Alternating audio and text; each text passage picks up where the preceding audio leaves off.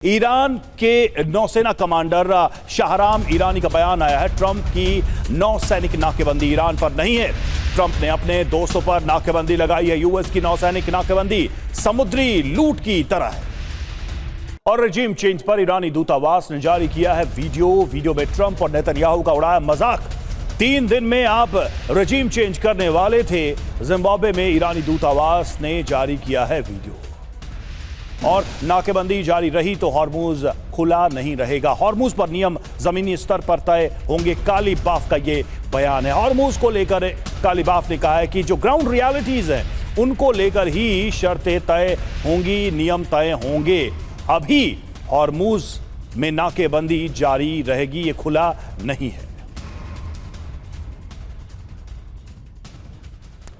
Iran ने Hormuz खोला, फिर भी अमेरिकी नाकेबंदी जारी है। जी हां, अमेरिकी नाकेबंदी पर भड़का है ईरान। नाकेबंदी का जवाब देंगे, ये ईरान कह रहा है। यूएस की नाकेबंदी खतरनाक है। नाकेबंदी के खिलाफ कदम उठाएंगे, ये ईरान कह रहा है।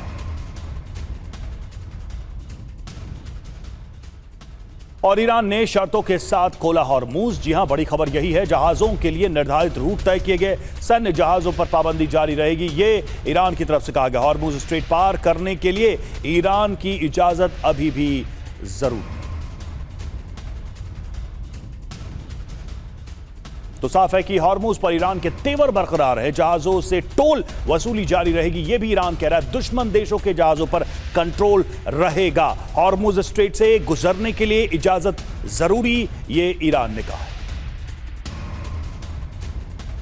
तो देखिए, हॉर्मुज तो खुला है लेकिन तनाव बरकरार है। ईरान का दावा, अमेरिकी प्लान। जी हां, क्या है ये हम समझते हैं। एक तरफ ईरान का दावा, दूसरी तरफ अमेरिकी योजना। देखिए, सभी जहाजों के लिए रूट खुला, ये ईरान ने कहा है। और ईरानी बंदरगाहों की नाकेबंदी जारी है, ये अमेरिका की योजना में साफ दिखाई दे रहा है। 22 अप्रैल तक हॉर्मुज की बहाली की बात कही जा रही है। अमेरिका की योजना देखिए, पूरी डील पूरी होने तक ये नाकेबंदी जारी रहेगी, ये ब्लॉकेट जारी रहेगा। ट्रंप ने ये कहा है और तभी हम इस नाकेबंदी को खत्म करेंगे, ये अमेरिका की योजना साफ तौर पे दिखाई दे रही है।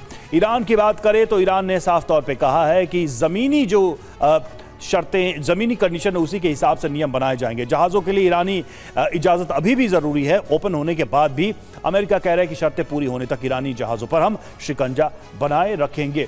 सीधे चलते हैं मनीष के पास। मनीष, हॉर्मुज तो कहीं इस वॉर के प्लान में था भी नहीं, लेकिन अब सारी बातचीत ऐसा लग रहा है कि इसी के इर्द गिर्द घुमा कर की जा रही है।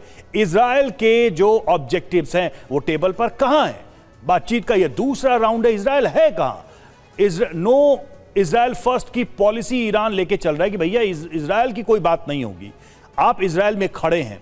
और इस जंग के अगर देखा जाए कि शुरुआत, प्लानिंग और इसमें सबसे बड़े ऑब्जेक्टिव इजराइल नेतन्याहू लेके चल रहे हैं। है कहां इजराइल टेबल पे?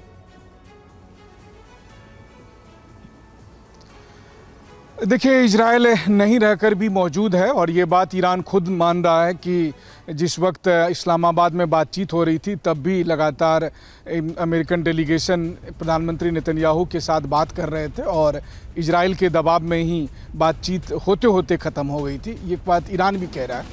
बड़ी बात यह है कि देखिए, ईरान और इजराइल के बीच की अदावत ना तो नई है और ना ही ख़त्म होने वाली है। तो वैसी स्थिति में जब ईरान ये कह रहा था कि हम इजराइल को मिटा देंगे और इजराइल कह रहा था कि हम ईरान को मिटा देंगे, तो 40 दिन के जंग में दोनों में से कोई किसी को मिटा नहीं पाया। लेकिन बस हुआ यह है कि ईरान वो ईरान नहीं है जो 28 फरवरी को था। ये बात भी सही है कि डिप्लोमेटिकली या फिर कहीं परसेप्शन में ईरान ज़्यादा ताकतवर दिख रहा है, लेकिन हकीकत में ईरान की सेना को, ईरान की संसाधन को काफ़ी नुकसान पहुंचा है। और यही वजह है कि अदरवाइज़ आप सोचिए कि ट्रंप के इतने बयानों पर तो ईरान कहता कि आज से मैं तुम्हारा कॉल ही रिसीव नहीं करूंगा, लेकिन उसके बाद भी ईरान की डेलीगेशन लगातार बातचीत कर रही है। तो वो इसीलिए कर रही है क्योंकि ईरान अफोर्ड नहीं कर पा रहा है अब नया जंग करना, और ये एक हकीकत है जिसको ट्रंप समझ रहे हैं। और आप देखिए कि सारे तुरूप का लेकिन मेरा सवाल यही था कि इजराइल के लक्ष्यों का क्या होगा, इजराइल के ऑब्जेक्टिव्स का क्या होगा? ये बातचीत तो हो रही है, हॉर्मुज पे बात आके अटकी हुई है, लेकिन इजराइल के लक्ष्यों का क्या होगा? लेबनान है, प्रॉक्सीज की बात हो रही है, ईरान के मिसाइल प्रोग्राम की बात थी, ये सारी बातें तो थी। बिल्कुल सही कहा आपने। और इजराइल के लक्ष्यों का यही होगा कि फिर अचानक एक दिन ईरान में कोई बड़ा असैसिनेशन होगा, फिर से जंग शुरू हो जाएगी।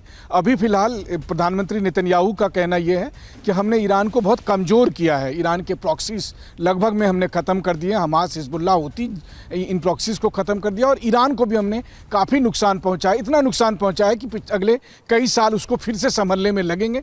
और इस बीच हम और आप दोनों जानते हैं कि इजराइल का जो स्टाइल है ईरान के खिलाफ, देखिए ये अगर किसी ने उम्मीद की है कि अब शांति स्थापित होगी तो हरगिज नहीं होगी, बल्कि ये आप कह सकते हैं कि ये तूफान के आने की पहले की शांति है कि दोबारा जो जंग शुरू होगा। पिछले साल भी तो सीज फायर हुआ था 12 दिन के बाद, फिर मैं 1 साल भी नहीं हुए 40 दिन हम लड़े, फिर आप मान के चलिए अगले कुछ हफ्ते, कुछ महीने या 1-2 साल के अंदर आपको फिर से वही बड़ी जंग दिखाई देगी जो इससे भी ज़्यादा भयानक होगी। तो ये सिर्फ एक छोटा सा इंटरवल नजर आ रहा है अभी बातचीत के हिसाब से, लेकिन जो बड़े मुद्दे हैं उस पर बड़े मतभेद अभी भी जमीन पर बरकरार हैं, इजराइल भी उसमें शामिल है।